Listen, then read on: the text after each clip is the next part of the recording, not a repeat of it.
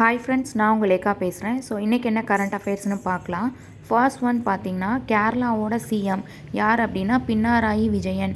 இவங்க ஸ்மார்ட் அப்படிங்கிற ஒரு மொபைல் ஆப்பை லான்ச் பண்ணுறாங்க. ஸோ கொச்சி கேரளாவில் வந்து ஒரு ஈவெண்ட் நடந்திருக்கு. அப்போ தான் இந்த ஆப்பை வந்து லான்ச் பண்ணுறாங்க. ஸோ நம்ம எக்ஸாம் பாயிண்ட் ஆஃப் வியூவில் பார்க்கணும்னா அந்த ஸ்மார்ட் அப்படின்னு இருக்கு இல்லையா, ஸோ அதோட எக்ஸ்ப்ளனேஷன் வந்து நீங்கள் பார்த்துக்கிடணும். So Kerala solution for managing administrative reformation and transformation. So இந்த ஆப் பார்த்திங்க அப்படின்னா ஒரு யூனிக்கான பிளாட்ஃபார்ம். அதாவது கேரளா ஸ்டேட்டில் இருக்கிற நிறையா லோக்கல் பாடிஸ், அதாவது லோக்கல் செல்ஃப் கவர்மெண்ட் பாடிஸ் இருக்கும் இல்லையா, அவங்க வந்து டிஜிட்டலாகவே நிறையா சர்வீசஸ் வந்து இந்த ஆப்பில் வந்து ஆஃபர் பண்ணுறாங்களாம். ஸோ இந்த ஆப்பை வந்து யார் டெவலப் பண்ணியிருக்காங்க அப்படின்னா, ஸோ ஐகேஎம் அப்படின்னா இன்ஃபர்மேஷன் கேரளா மிஷன், அவங்க தான் வந்து இந்த ஆப்பை டெவலப் பண்ணியிருக்காங்க. இவங்க பார்த்திங்கன்னா ஒரு அட்டானமஸ் பாடி. யாருக்கு கீழே ஆப்ரேட் ஆகுறாங்க அப்படின்னா கேரளா கவர்மெண்ட்டோட லோக்கல் செல்ஃப் கவர்மெண்ட் டிபார்ட்மெண்ட், அவங்களுக்கு கீழே தான் இந்த இன்ஃபர்மேஷன் கேரளா மிஷன்கிறவங்க ஒர்க் பண்ணுறாங்க. ஸோ இதில் கொஸ்டின் பாயிண்ட் ஆஃப் வியூவில் என்ன வரும் அப்படின்னா, அந்த ஸ்மார்ட் இருக்கு இல்லையா, அதுக்கு ஒவ்வொரு லெட்டர்ஸ்க்கும் உள்ள அப்ரிவியேஷன் வந்து பார்த்துக்கோங்க. நெக்ஸ்ட்டு பார்த்திங்கன்னா இது எங்கே நடந்தது, அண்ட் தென் அந்த கேரளா சிஎம் வந்து என்ன ஆப் லான்ச் பண்ணாங்க, ஸோ என்ன பர்பஸ்க்காக, அதாவது லோக்கல் செல்ஃப் கவர்மெண்ட் பாடிஸ் எல்லாமே இந்த டிஜிட்டல் அக்சஸ் பண்ணலாம் இந்த நிறையா சர்வீசஸ்க்கு, அதுதான் இதோட பர்பஸ். இதை டெவலப் பண்ணவங்க யார் அப்படிங்கிற மாதிரி கொஸ்டின்ஸ் வந்து இதில் வரலாம். ஸோ இந்த ஆப் டெவலப் பண்ணாங்க இல்லையா, இதோட நோக்கமே என்ன அப்படின்னா, ஸோ லோக்கல் கவர்னன்ஸ் அப்படின்னா இந்த கிராம லெவலில் இருக்கிற எல்லாருமே இந்த ஐசிடி அப்ளிகேஷன், அதாவது இன்ஃபர்மேஷன் அண்ட் கம்யூனிகேஷன் டெக்னாலஜியால் உருவாக்கப்பட்ட அப்ளிகேஷன்ஸை இந்த லோக்கல் கவர்னன்ஸ் எல்லாருமே கண்டிப்பாக யூஸ் பண்ணணும் அப்படிங்கிறது இவங்களோட நோக்கம். அது மட்டும் இல்லை, இந்த ஸ்மார்ட் ஆப் அப்படிங்கிறதுல ஒரு 35 மாடியூல்ஸ் வந்து இருக்குது. அது என்னென்ன மாதிரி சர்வீஸ் வந்து நம்மளுக்கு ப்ரொவைட் பண்ணுறாங்க அப்படின்னா, டிஜிட்டலில் பெர்த் ரெஜிஸ்ட்ரேஷன், மேரேஜ் ரெஜிஸ்ட்ரேஷன், அப்புறம் டெத் ரெஜிஸ்ட்ரேஷன், நிறையா பிஸ்னஸ்க்கு லைசன்ஸ் கொடுக்குறாங்க, அப்புறம் நிறையா டேக்ஸஸ் வந்து சில ப்ராப்பர்ட்டிஸ்க்கு எல்லாமே கொடுக்குறாங்க. அதுக்கப்புறம் இந்த இனிஷியலாகவே இந்த ஆப் வந்து கேரளா கார்பரேஷன் அண்ட் முனிசிபாலிட்டிஸில் இருந்தது. இப்போ இவங்களோட நோக்கம் என்ன அப்படின்னு பார்த்தீங்கன்னா, லோக்கல் கவர்னன்ஸ் தான் இதை யூட்டிலைஸ் பண்ணணும். ஸோ அப்போ லோக்கல் கவர்னன்ஸ் அப்படின்னா கிராம பஞ்சாயத்து லெவல்லையும் வந்து இந்த ஸ்மார்ட் ஆப்பை வந்து எக்ஸ்டென்ஷன் பண்ண போகிறாங்க. ஸோ அது எப்போ அந்த இது ஸ்டார்ட் ஆகுது அப்படின்னு பார்த்தீங்கன்னா, ஏப்ரல் 1, 2024 ஸ்டார்ட் ஆகுது. ஸோ மேபி கொஸ்டின் பார்த்தீங்கன்னா, இதை எப்போ எக்ஸ்டெண்ட் பண்ண போகிறாங்க இந்த கிராம பஞ்சாயத்து லெவலில் அப்படின்னா, இந்த டேட்டை ஞாபகம் வச்சுக்கோங்க, ஏப்ரல் 1, 2024.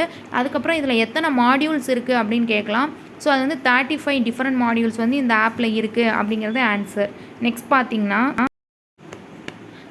பார்த்திங்கன்னா ஒரு புக்கு, ராம் மந்திர் ராஷ்டிர மந்திர் ஆக் சாஜி விராஸ்ட், அந்த புக்கோட நேம். ஸோ இதை வந்து யார் அன்வைல் பண்ணி வச்சுருக்காங்கன்னா, கேரளாவோட கவர்னர். அவங்க நேம் பார்த்திங்கன்னா அரீஃப் முகமது கான். கேரளாவோட சிஎம் பார்த்திங்க பினராயி விஜயன். ஸோ இந்த புக்குக்கு 2 ஆத்தர் இருக்காங்க. யார் யார் அப்படின்னா, கீதா சிங் அண்ட் அரீஃப் கான் பாரதி அப்படிங்கிறவங்க.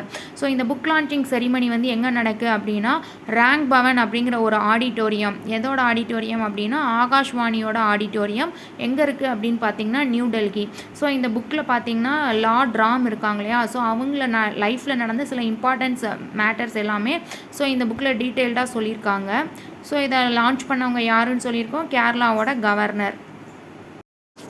ஸோ நெக்ஸ்ட் ஒன் பார்த்தீங்க அப்படின்னா, டாடா பவர் இருக்கு இல்லையா, ஸோ அவங்க ரீசெண்டாக என்னென்னா 100% ஈக்விட்டி ஸ்டேக் வந்து அக்வயர் பண்ணியிருக்காங்க. எதில் அப்படின்னு பார்த்தீங்கன்னா, பிகேனர் 3 நீம்ரனா 2 அப்படிங்கிற ஒரு டிரான்ஸ்மிஷன் லிமிடெட். இது என்ன அப்படின்னா ஒரு ஸ்பெஷல் பர்பஸ் வெஹிக்கல்னு சொல்லியிருக்காங்க. ஸோ இதோட காஸ்ட் பார்த்தீங்கன்னா 18.6 crore. ஸோ ஓகே, இந்த ஸ்பெஷல் பர்பஸ் வெஹிக்கலை யார் வந்து எஸ்டாப்ளிஷ், அதாவது உருவாக்கியிருக்காங்க அப்படின்னு பார்த்தீங்கன்னா, பவர் ஃபைனான்ஸ் கார்பரேஷனோட கன்சல்டிங் லிமிடெட். இவங்க வந்து பவர் ஃபைனான்ஸ் கார்பரேஷனோட ஒரு சப்சிடைரி தான். ஸோ இது எப்போ உருவாக்கியிருக்காங்க இந்த கன்சல்டிங் லிமிட்டடாக பார்த்தீங்கன்னா, ஜூன் 2023. எதுக்காக அப்படின்னா, எலக்ட்ரிக்கல் பவரை டிரான்ஸ்மிஷன் பண்ணுற ஒரு ப்ராஜெக்ட்டுக்காக இதை தான் உருவாக்கியிருக்காங்க. ஸோ இந்த ப்ராஜெக்ட்டுக்கு கீழே என்ன அப்படின்னு பார்த்தீங்கன்னா, ஒரு டிரான்ஸ்மிஷன் லைனை வந்து கன்ஸ்ட்ரக்ட் பண்ணுறாங்க. அது எந்த பேசிஸில் வந்து ஒர்க் ஆகுது அப்படின்னா, பூட், அதாவது பில்ட் ஓன் ஆப்ரேட் ட்ரான்ஸ்ஃபர் அப்படிங்கிற ஒரு பேசிஸில் வந்து இதை கன்ஸ்ட்ரக்ட் பண்ணியிருக்காங்க. ஓகே, இந்த டிரான்ஸ்மிஷன் லைனை கன்ஸ்ட்ரக்ட் பண்ணுறதுக்கு மட்டும் எவ்வளோவா செலவாகுது அப்படின்னு பார்த்தீங்கன்னா 1544 crore வந்து செலவாகுது. இவங்களோட நோக்கமே என்ன அப்படின்னா 7.7 ஜிகாவாட்ஸ் க்ரீன் பவர், அதாவது ஹைட்ரஜன் பவர், இதை வந்து ட்ரான்ஸ்ஃபர் பண்ணணும். எங்கே அப்படின்னா பிக்கேனர் டு நீம்ரனா. இந்த ப்ராஜெக்ட் வந்து எங்கே நடக்கு அப்படின்னு பார்த்தீங்கன்னா ராஜஸ்தானில் தான் நடக்கு. எவ்வளோ டிஸ்டன்ஸ் வந்து கவர் பண்ணியிருக்காங்க அப்படின்னா 340 கிலோமீட்டர்ஸ் வந்து இந்த ப்ராஜெக்ட் கவர் பண்ணியிருக்காங்க. நெக்ஸ்ட் ஒன் என்ன அப்படின்னு பார்த்தீங்கன்னா எலக்ட்ரல் பாண்ட் ஸ்கீம். இது எப்போ இன்ட்ரடியூஸ் பண்ணியிருக்காங்க கவர்மெண்ட் ஆஃப் இந்தியானா 2018 வந்து இன்ட்ரடியூஸ் பண்ணியிருக்காங்க. யாரெல்லாம் இந்த எலக்ட்ரல் பாண்ட்ஸை வந்து பர்ச்சேஸ் பண்ணலாம் அப்படின்னா இந்தியாவில் இருக்கிற எந்த ஒரு இண்டிவிஜுவல்ஸும் பர்ச்சேஸ் பண்ணலாம். ஒரு என்டிட்டிஸ் வந்து இந்தியாவில் வந்து எஸ்டாப்ளிஷ் ஆகிருக்கணும். அப்படிப்பட்டவங்க மட்டும்தான் இந்த எலக்ட்ரல் பாண்டை வந்து பர்ச்சேஸ் பண்ண முடியும். இதை வந்து இண்டிவிஜுவலாகவும் நீங்கள் பர்ச்சேஸ் பண்ணிக்கலாம், இல்லை 2-3 பேர் சேர்ந்தும் கூட நீங்கள் பர்ச்சேஸ் பண்ணிக்கிடலாம்.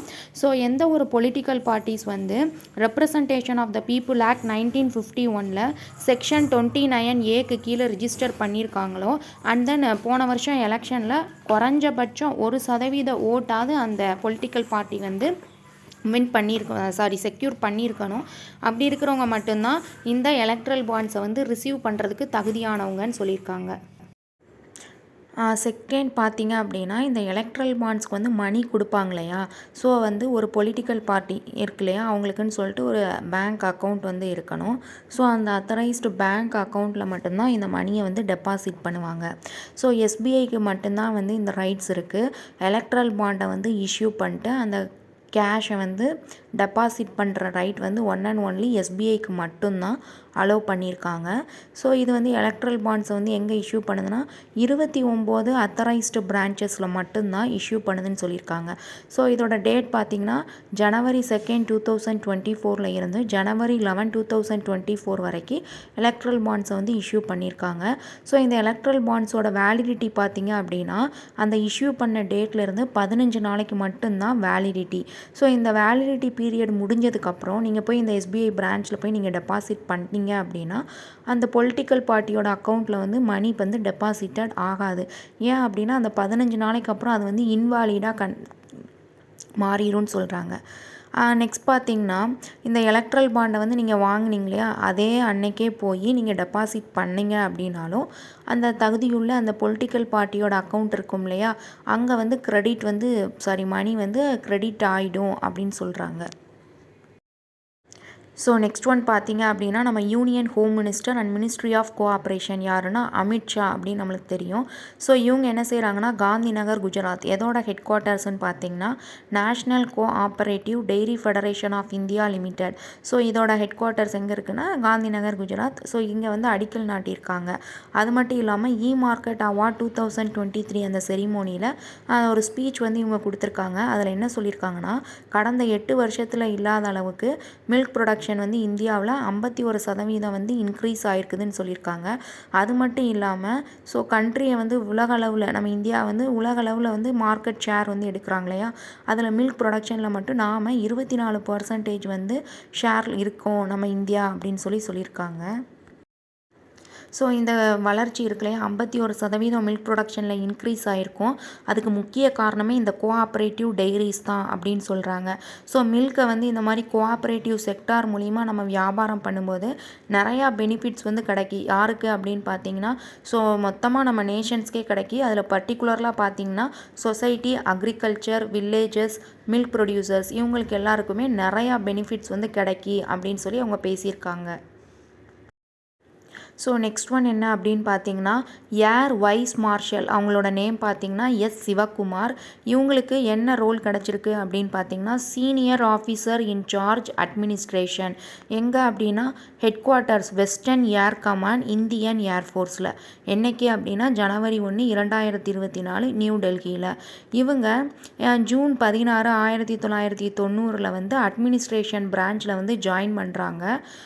ஏர் வார்ஃபேர் அப்படிங்கிற ஒரு காலேஜ்லேருந்து படிச்சுட்டு வந்திருக்காங்க.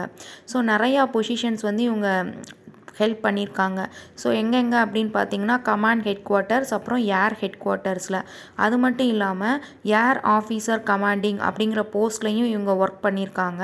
எந்த டிபார்ட்டில் அப்படின்னு பார்த்தீங்கன்னா எக்யூப்மெண்ட் டிபார்ட்டில். ஸோ இதில் இம்பார்ட்டண்ட் என்ன அப்படின்னா air vice marshal S Sivakumar அவங்களுக்கு இப்போ என்ன ரோல் கிடச்சிருக்கு அப்படின்னா role of senior officer in charge administration.